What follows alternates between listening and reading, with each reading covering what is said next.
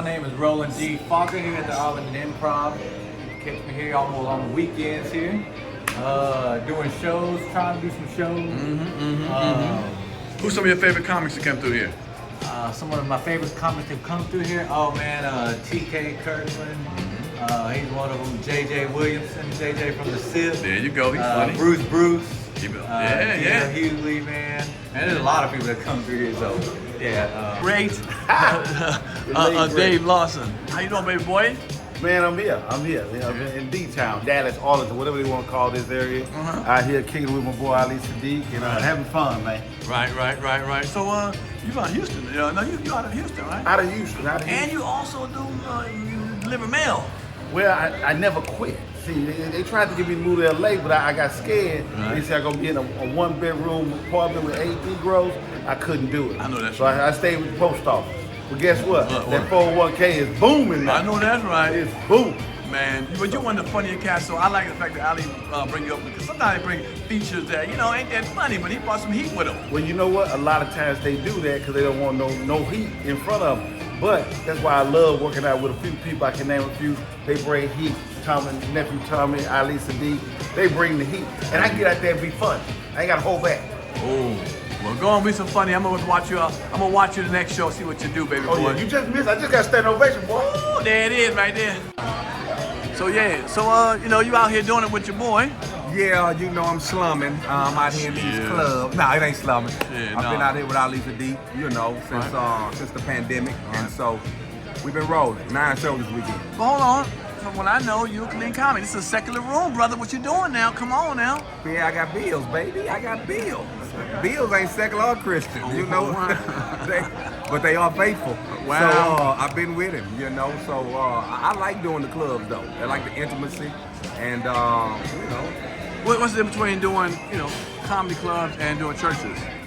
the money for me. The money. For me, it's just the money. But you're big time though. I'm okay, but the people are the same. I don't even like I ain't no Christian comedian. Right. I'm a comedian that happens to be a Christian, and so I can go anywhere and do my show. Really? Okay. Hey, how you doing, sir? And how long you been rolling with Ali? Me and I started in 02, so Ali kind of like started me. Him, the other guy on the show, a guy named Dave Lawson, dude named Pierre. Those were the comics in Houston when I started doing comedy, and so I was rolling with them, and then I branched off, kind of got my own lane. Okay. Can you say you have a favorite between the two worlds? Do I have what? A favorite? Which one is a little more leaning? Is there a reason why? Or can you pick one? Come on now. I can't straddle the fence on it. I can't pick both. Nah. I'm gonna go with the church world. Okay. I'm a church boy. My dad pastor, grandfather pastor, great-grandfather pastor. So I've been eating out church all my life. Okay. So ain't no sense stopping now. So if I had to pick one, I'm gonna go with the church, but I do like them both. Do you have you ever slipped up and cursed on secular shows? No, I haven't cussed yet. Good. I want to though, trust me. Because people always think, they be like, you clean, but do you cuss? Like, I got kids. Sometimes I gotta say it the way I say it, but I just practice not cuss. Okay. All right. And where can we see you? How can we reach you? How can the folks reach you, brother? Man, I still got a website, number one. I pay for a domain. Damn. So MarcusDWiley.com. But of course, Instagram at Marcus D. Wiley, Twitter at Marcus D. Wiley, Facebook, I am Marcus D. Wiley. Well, let me tell you, I've worked with you several times, brother. You're a beast, man. I can see you being a beast in both worlds. I really mean that sincerely, man. I remember when I first started, I kept saying, man, Marcus D. Wiley. You heard Marcus D. Wiley? I was like, who the hell is Marcus D. Wiley? He's one of the killers on the Christian show. All right, whatever. And then I saw you one night. I said, yes, let me bow down. Let me bow down. Let me bow down. But listen, but when I found out you was on that show, I too, brother, was very like, I'm starstruck because I'm watching you on movie. Okay, you know what I'm saying? You gotta remember now. True that. Cats like y'all what's up to me. Right. All right. Well, it is all love, brother. Continued success. All right, Marcus. All right. Out. You gotta come to the top, baby. Like, get my mind right. When I be doing that, they want to start at the hook. I just want to start at the top, because I ain't even gonna go that long. Say look. Oh, you got that on tape? I got all that. All right, so this your crew, man? This your crew? This who you bring with? How you rolling? Man, sometimes, man, everybody has been fired besides Damn! Besides Marcus. And he ain't bullshit either. Marcus ain't never been fired. But Dave ain't really never been fired. He just been discommunicated. Damn! He's been dumb. What does that mean, discommunicate? I mean, when he called, you don't want to communicate? No, I just don't get no. We don't talk about dates. We talk about just regular life and his children, his family. Right. Damn. Dates. And he don't never, then when I hear him even going towards it, I'm like, hey, let me get up out of here, man. Right. He's talking about bills due and shit. Gotta run real quick. Gotta get up out of here. Bills due and shit. But Dave, shit, I'm what's up? I'm 20. Been doing 25 years. I think Dave been there 24 of them. Do you feel like, you say 25 years, do you feel like people just feel like you've been doing comedy for the last 4 or 5 years? Yeah, I think some people think I just got here. Yeah, especially that special drop, you know? I'm not even tripping on that because I'd rather be considered new than old. So at some point, I had the ego of, man, I ain't no new comic. Man, shit, you new to them. It's like a car. This ain't no new car. Well, shit, I just got. Right. I like that. That's really it's new to me. So yeah, I like familiarity. I like just people that I know. Right. I don't like no tricks in the trade and shit. Because I did that before, where you just don't know who gonna be with you, and I always hated that. But is it because of material wise, or just personality wise? Both. Okay. Like it's certain things that don't happen in the green room with me. Right. Okay? So, and then it's certain things with the restaurant that you can't be like hygiene. Your hygiene gotta be right around too. Like that's right. Like you know some funky ass food? No, it's just dirty ass niggas. Some motherfucker who just go and use the restroom, won't flush the toilet, shit like that, or just leave shit everywhere. It's like that ain't. Well, you've been in prison. You should be used to that, right? Nah, that's the whole thing. In prison, everything is in order. That's right. You should wouldn't flush my car in my fucking cell. What now, nigga? What we doing here? And that's one of the things on this tour. I don't think over 20 years. I don't think that we ever even bring up prison. That's something that comes from other people, because people like that was the reason why I never told the prison stories in the beginning. I didn't tell a prison story for 17 years because I didn't want niggas to think I was that. And then when you do one, that's what all niggas want to talk to me about. But before they forget, I was on Def Jam and all that shit before I even did. Sure. Like I never. The only time I talked about prison was with these niggas we just hanging out.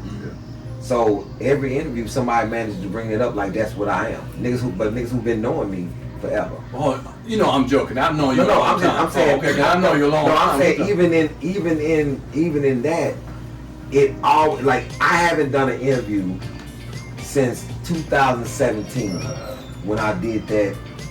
Or was it when did I do it? No, when I did not Picking These Bars. When I did the Messenger in 2014. 2014. So since 2014, it has come up in every interview since 2014. Now here's the thing. I got shot in 1987. I did it on Def Jam. People always ask about being shot. It's part of it's not a normal thing. It's not. I put it out there, and it's not a normal thing. But you've been in jail. It's not a normal thing. I've been shot. I'd have never asked you about that because I've already been shot. I'm like. The thing of the most traumatic thing in your life, I'm not gonna bring up in conversation with you. Okay. I'm talking about because I know you personally. I'm saying since that show, I have not done one. I've maybe done 2 interviews with some Caucasian guy that their whole thing was about something else. They never even brought it up because most people try to put me in this box of being in prison. Even when my friends interview me, they'll still bring it up in jest. But before that, before I did that on Comedy Central, it was never a topic of conversation ever. And people been knowing I've been in prison since I came out, because if we go back to it, never watch this. It never resonated with people when I said this. This is 1999. Comic View. I come out. Yo, this is for all of my people who have been locked up that thought they couldn't come from nothing. And now I'm here. This is the first thing I said in 1999. The first time I was ever on Comic View. People never remember that. But then when I did Mexican Guy, Comic View was a big thing at that time. But not big. That Mexican boots. No, but I said millions of people seen that, and I see people pass it around. But the point is, people that know me never associated prison with me, even if they knew that. But when Comic View came out, it's like even my friends that interview me somehow think that that's a topic of discussion with the prison thing, and they never did it before. And I'm not saying that it's an issue. I'm saying it's a thing that I always notice it, and it's just a checkbox. And I'm like, these niggas will never allow me to be the person that I was for 17 years before I did that joke. So now I'm boxed into a conversation with my friends about something that I'm like, really? So then I did the special in prison. Johnny Cash was never asked every time he was in an interview was about prison. I watched a lot of Johnny Cash's interviews before I did the thing. Monique was never in prison, ever, but she did a prison and she's never asked about it. The thing that she did in jail.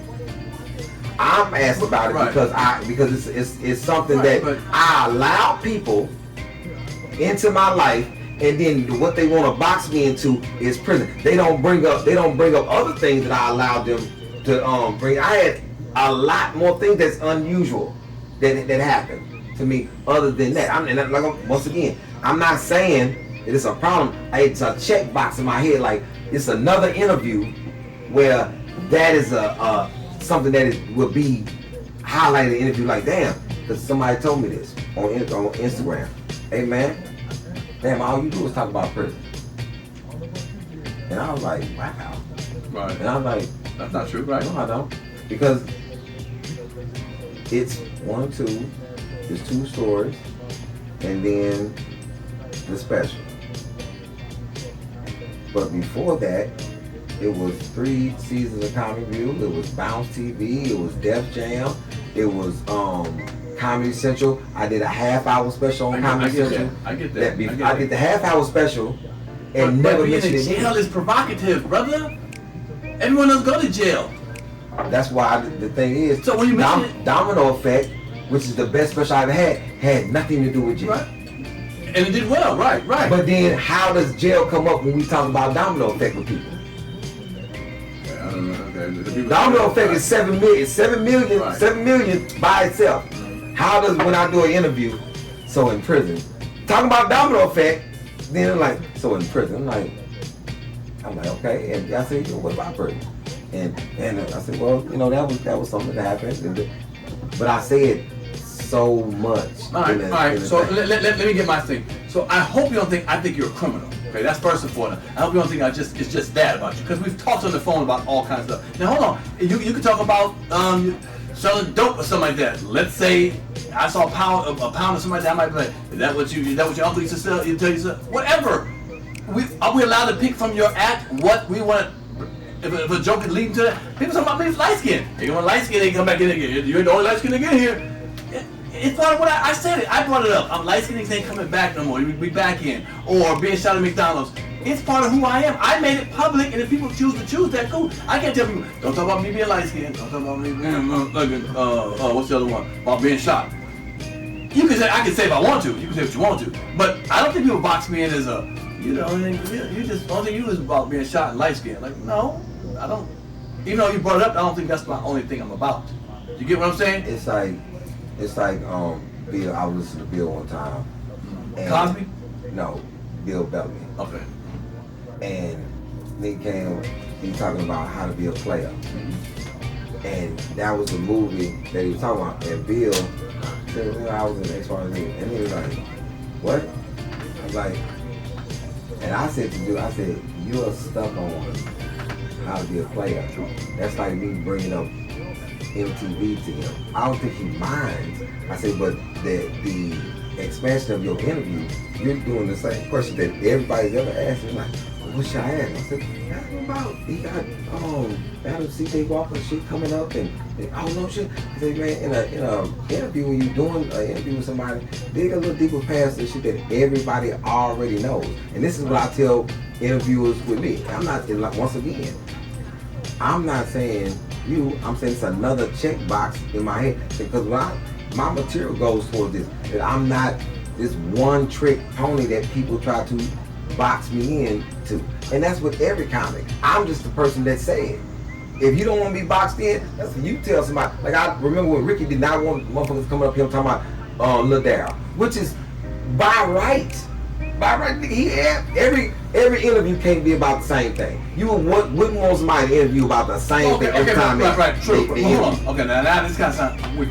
I'm asking about the crew, how y'all been working. I just made that one little joke, and it turned into a long thing about that. When I was talking about him, how long you been working with him, how long, whatever. So it became, it became long because you want me to explain why I said it. I said what I said. We could have moved on. We could have moved on. Okay, I explained. like, well, you had me explain it why I said it. I thought it was just one time and we moved on. So what does that mean? I'm telling you what it means. And I keep reiterating, it's not. I'm saying it's not a problem 5 times. Right. So because this here is really not the ending that we've set down to do. This is more about what it is being on tour, being friends, working in improv. You know, that's what this was about. Just that's all it was really about. And it's still about that. So this happens in this green room as well. Like our green room on the road with me is different with different people. Like me and him are the same. So it's easier with him. This old motherfucker is this. Cut. Why we gotta go to the mall at 11 o'clock? We trying to get in there and get out of there before they even start. Nigga, what is this new drink? Like this is the old nigga right here, man. Like, no. Can we be honest? Senior citizen. He has a routine, and if Marcus is more familiar with his routine because he's there 24/7 with. So you come in as an outsider, and you don't know we go to the mall at 11. No, nigga, I don't know. Yes, we don't. But what's not fair is that you've been on the road before and been complaining about going to the mall at 11. So how do we get back to 11? But I didn't know it was a set time to go to the mall. But I now thought you do go whenever you get up. It could be 12 tomorrow, it could be 1. Well, now you know it's 11 o'clock. Oh, I'm well versed on a lot of shit. Niggas, 11 o'clock, it's 3 o'clock sleep time. Oh, I'm well versed now. 3 o'clock sleep time. Yeah, it's a 3 o'clock sleep time. I'm sleep at 3. These niggas, they gotta go to bed. I'm not in your room. I go to sleep at 3. This nigga, he get it, man. Nigga, I got to be back at the hotel, so I can go to sleep at 3. Nigga, you're doing whatever time you do. I'm doing an hour plus up there. Man, I gotta go to bed. I need some rest. No, which is fine with me, but I just wasn't aware. I didn't get the memo. That's all. Okay. But he's been here. He said the memo came once before. Yeah. Dave is. Did the memo change? Did the memo change to 11? No. The only thing it changed. And the 11 o'clock mall time was not even implemented by me. This is not even mine. Okay. This is the 11 o'clock mall, man. 11 o'clock mall. This nigga, he been here so long that he done implemented some of his tool rules into my. So Pierre, when Ali took me in during the pandemic, right, I noticed that he really is like a hotel dude. He don't outside don't go and do impress. You stay in a hotel? He would stay in a hotel, or like eat, work out, yeah. Okay. So I like to go, to the mall every day, a different mall in the city. Okay. I like to whatever city. I like get the feel of the city. If I get on stage, I can say a few things, and so now that's what we've been doing. 11 o'clock. Okay. Now, he spend more money in the mall than me, though. Well, he might make a little more than you. He do. Well, then you make what you spend. But initially, it was just something to do. It really wasn't about shopping. This is nice. Yeah, don't. It sounds legitimate to me. No, but you sitting over there next to a nigga with a $1,000 tracksuit on. I'm over here with some shit I found in the goddamn store. I'm trying. Don't believe Don't do it. that. This is the middle of the mall. This is the middle of the mall. Like you got from a kiosk. Kiosk. This is a kiosk. Okay. You know what I'm saying? And these are pants I got price gouge for. Man, first of all, let me tell you about Dirty Motherfucker in the mall. Just because she got a mall situation, these pants is really $19. But in the mall, it was $65. You know what I'm saying? She price gouged me. And I came back with the same pants. I said, you know how I found these goddamn pants? Really? Yeah, the same pants. I wanted to return my shit, but I didn't. Price gouged me. What's your sister? Yeah, she got it. Yeah, And then somebody I need to have to pay in cash because she ain't, her credit card shit was down. Let me tell you something that's good with going to the mall with him. This boy here like to turn you on the shit that, now, like you said, he on different price level than us. But they found some shit I never heard of.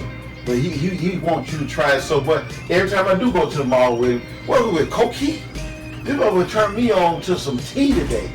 Some motherfucking tea. I will be back in the mall. I don't know what that 11 o'clock. Give me 11 o'clock. 11 o'clock. Mall time. 11 o'clock mall time. This shit. What's the place that you turn me on to the goddamn moisturizer? He gonna turn you on to some shit. Lush? Yeah. See, that thing like me wasn't supposed to. I've never been in Lush. He very generous. Don't Lush do soaps and all that kind of stuff too? Yeah, all type of little bars and stuff, all type of shit. I What mean, kind of soap? bar soap. A bar. Oh, it's a a bar noisy. soap, but That and different lotion and shit. Yeah. Like, I gotta be moisturized. Oh yeah, I got that. Now here's the funny thing. When I went to the mall, my little crew, well, not sure. Yeah. I make a little more money than they do. Right. Now what do? Are you a foodie? You eat at a different like higher level than they can afford, and then what have you got? You got to do this. You got to take care of everybody. Or you say, nigga, y'all go to McDonald's. I'm about to go around the street and get these ribs. Let me answer. Well, I don't do the McDonald's. I answer for you. All right. I done been on a couple of weekends with cats who headline. Okay. You know, they making the bag. Right. And paying for everything, Okay. They just say, hey man, we happy to Be on the but road. I'm letting you do Right. this. I can see that. I'm not hating that. Okay. But I leave, we gonna go, I'm gonna get a meal a day out of it. Okay. What he eat? Yeah, what he eat. Okay, Yeah, that's nah, good. he's not at Ruth Chris, Okay. and I'm at Chris. Oh, but damn. It ain't. Okay. Krispy Kreme. We all at Right. we all at Ruth Chris. Now, give me something to go back on. But I'm gonna talk to you. I'm just gonna eat this up real quick. Now, dope boy rule, dope man rule. Going back in my pants. Gotta get back to the back there too. I mean, I need to get the break. Here we go. Forgot about president. Prior to president. I'm going back 17 years. 17 years forward. I'm going back because why it's like this. So, come up in the streets, all the dope boys who used to get robbed, they used to get robbed by niggas in too. Because these niggas would have all the bread, and just floss on these niggas, and they leave another niggas home. But with me, all my boys are safe from the beginning. That this nigga gonna take care of everybody, but one, we a team, and then two, I don't want to get robbed. Smart move. So when I gotta hit the stage. when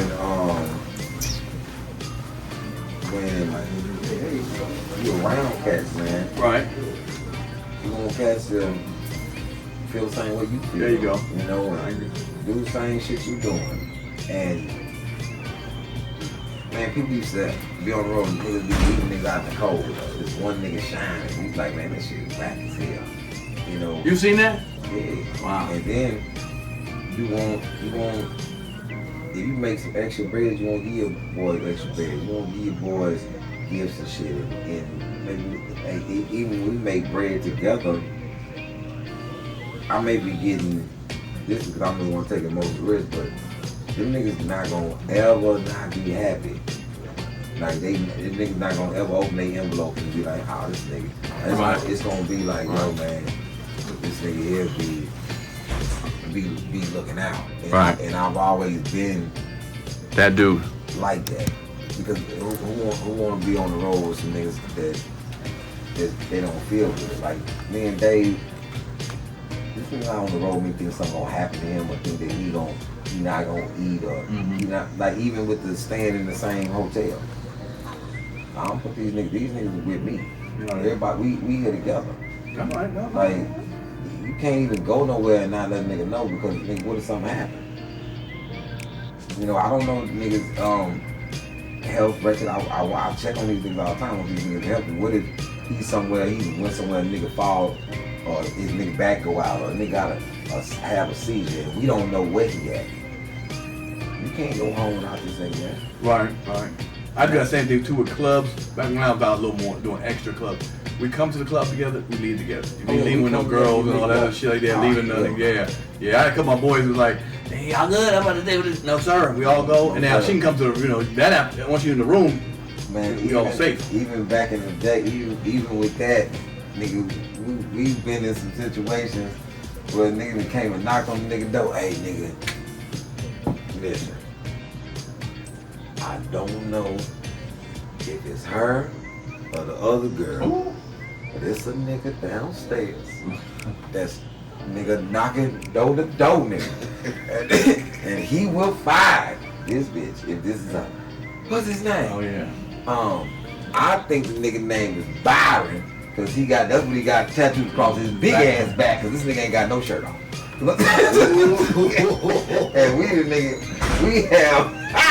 And we have got my partner. Hey man, listen. How flexible are you? How flexible are you? No bullshit. We got this girl in a motherfucking duffel bag. We got this girl in a duffel bag. And rolled that motherfucker past that nigga on the first floor in a duffel bag and rolled that bitch out the car. Nigga, what them dumb ass nigga? Roll that bitch. And we see that nigga right there like, bitch, you don't breathe no hiccup or nothing, bitch. Don't let that phone ring. It was in a duffel bag. Hey man. And nigga, it had to be me because niggas looking at me. And the nigga spoke to me. What up, boy? You performing out here? I said, yeah, I'm performing out here, man. With your walk? No, I'm not. Nigga, this is one of my boys. Got this. Nigga, we gotta get out of here, but the nigga ain't gonna. He already seen me, nigga. I'm back and forth. Nigga, I was like, boy, crazy. Nigga, that's crazy, man. Crazy. So I'm like, I'm doing the interview.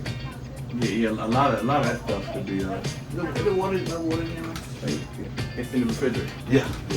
Bottle water. Thank you, man. All right. Yeah. So yeah, that's the. And I definitely vouch for this boy, man.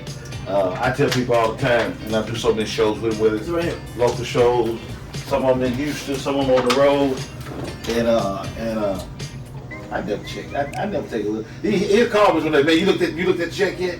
I said, oh no, man, I put the envelope in the plug. I'm doing shit, nigga. I know you fair. It's not even up for debate. No matter what you gave me, and 9 times out of 10, it's more than what I expected. 9 times out of 10 is more than I expected.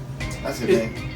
I'm sorry. Is this your first ride around where it's like sold out all the shows? You know what I'm saying? Is this like the first one that comes everywhere you go? This is the first ads. Last year was a lot of sold out shows. A lot of sold out places. And this is ad. Nice. This is incredible. Are you going to go around and do a small theater tour, or are you going to? Yeah, we started. We had it. Nice. We was in Chicago in the theater 2 weeks ago. Then we did Jacksonville in the theater, then Miami in the theater, then here at the club, then 2 more clubs in the theater in Vegas, a couple more clubs in the theater in Nashville. We try to move around. Because like you said, it's over 20-some years you've been doing this. It's got to feel good to find it. Because some people been in this business for a long time and ain't paid off yet. Shit, I'm still cracking at it. It's just yeah, but come on, I walked out there, it was packed out there. Yeah. That's packed out there is different than where I want to be in the next 2024. I think I dropped this next special, which we almost done with, recording everything. doing credits and all that. I think 2024 is gonna be. I think 2025 I want to be at Madison Square Garden. Okay. I got some sites set, and the thing is, I don't have a time like everybody else to put themselves on some type of time frame because I'm walking this walk the way I want to without compromising. If you don't compromise, it take a little bit longer. I'll give you credit for that. You have it. You remind me of that too, man. It's like people compromise. You moving up, brother. You moving, man. This long goddamn haul of trying to be a man about your shit. You know, it's like if I done some bitch shit, I think I'd moved up a little further. You know, but I'm cool with not doing it. Fuck it, is what it is. Yeah. Man, but I don't regret it. Yeah, I don't regret it. At the end of the day, you gotta look yourself in the mirror. Man, this thing. No matter what, you live on regardless. You've done a lot in your career. I know you want to do more, and you're gonna do more. What you're doing now is, but man, it's not like you're not gonna be missed. And that was my whole thing in this business. I don't want to die in this business and nobody's gonna miss me. I heard that. You know, all that work. Yeah, all that work, and motherfuckers don't even think about it. I'm saying, so, and you don't even, if you don't leave nothing for somebody to remember, even the encounters, like, it always be like, it would still be that just in remembering somebody in conversation. That's why having good friends is a big thing, because man, I know I'm gonna get a t-shirt every year. Yeah, we gonna put me in the new J's, same old wings, nigga. Change my picture up. Nigga, last year I was next to this year. Put a nigga in the chair. But but you want the world, especially when you do in a craft like this, you want the world to still say, yo man, this is one of the coolest motherfuckers out. This is somebody that touched me while he was alive. Do you think that you think that special did that for you, solidified that for you? The next special? No, the last one. Nah, I think this one.